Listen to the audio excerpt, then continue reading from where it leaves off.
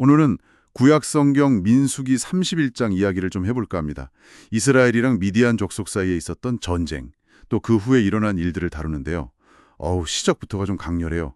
하나님이 모세한테 미디안에게 복수하라고 명령하시죠? 네, 맞아요. 각 지파에서 1,000명씩, 그러니까 총 12,000명의 군사를 모으죠.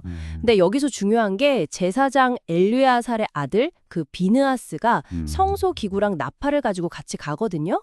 그게 의미가 있군요. 그렇죠. 이게 그냥 땅 뺏는 전쟁이 아니라 종교적인 성격이 아주 강했다는 걸 보여주는 거죠. 그래서 군대가 가서 미디안 남자들, 왕 5명, 그리고 그 예전에 이스라엘을 곤란하게 했던 발람까지 다 죽이잖아요. 네, 발람도 거기서 죽습니다. 근데 그걸로 끝나는 게 아니라 부녀자, 아이들, 가축, 재물까지 다 가져오고 성읍은 불태우고 이건 뭐 거의 완전히 없애버리는 수준인데요. 네, 맞아요.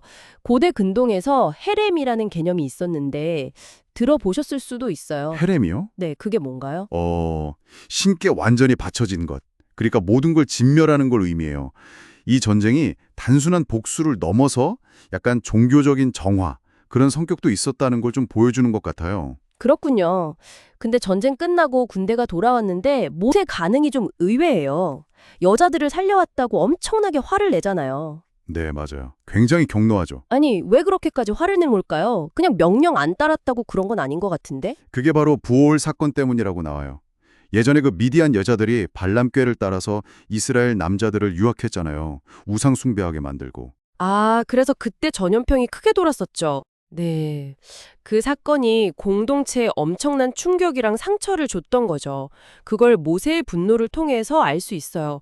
그래서 추가 명령을 내리게 됩니다. 네, 그 명령이 참 남자아이들이랑 이미 남자를 경험한 여자는 다 죽이고 어린 여자아이들, 그러니까 남자를 모르는 아이들만 살려두라고.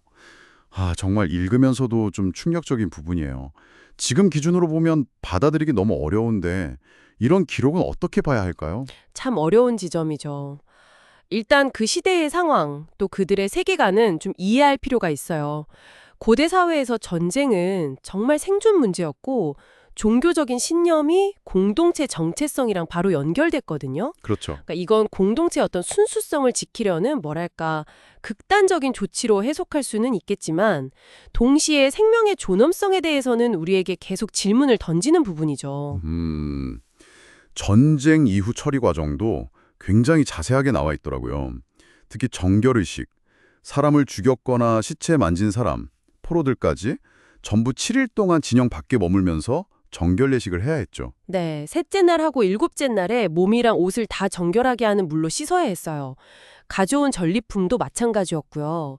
불에 견디는 건 불로 한 번, 그리고 물로, 나머지는 그냥 물로 정결하게 하고. 와, 철저하네요.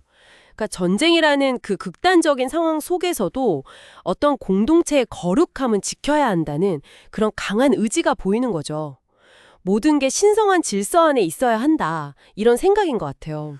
그리고 전리품 나누는 걸 보면 와, 진짜 체계적이에요. 그냥 대충 나눠 갖는 게 아니더라고요. 네, 아주 정확하게 반으로 나눠요. 절반은 전쟁 나갔던 군인들한테, 나머지 절반은 전쟁 안 나간 회중 전체에게. 거기서 또 하나님 몫을 떼는 거죠. 맞아요. 군인들은 자기들이 받은 것의 500분의 1을, 회중은 50분의 1을 여호와께 바치게 돼 있었어요. 심지어 숫자까지 다 기록해 놨잖아요.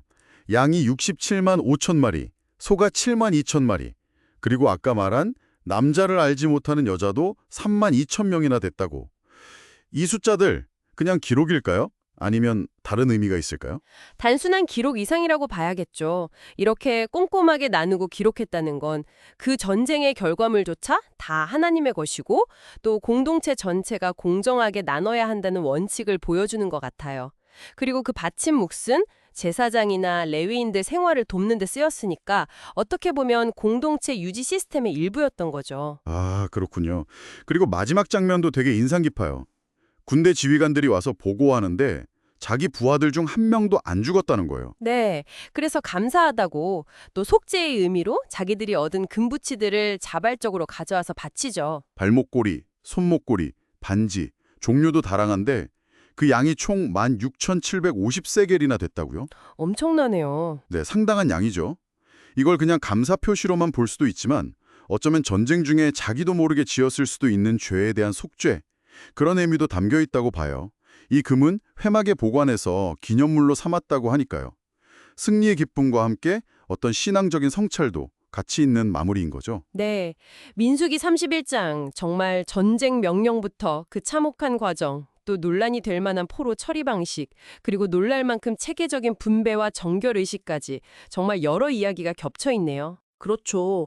고대 사회의 어떤 전쟁에 대한 생각, 종교적인 열심, 또 공동체 질서를 어떻게 유지하려고 했는지 이런 것들이 아주 생생하게 담겨 있는 기록이에요. 특히 그 분배 방식이나 정결 규정이 세세한 걸 보면 당시 사람들이 세상을 어떻게 이해하고 거기에 질서를 부여하려고 했는지 좀 엿볼 수 있죠. 오늘 이 이야기를 들으시면서 여러분은 어떤 부분이 가장 마음에 와닿으셨나요? 수천 년 전의 이 기록이 오늘 우리에게 던지는 질문은 뭘까?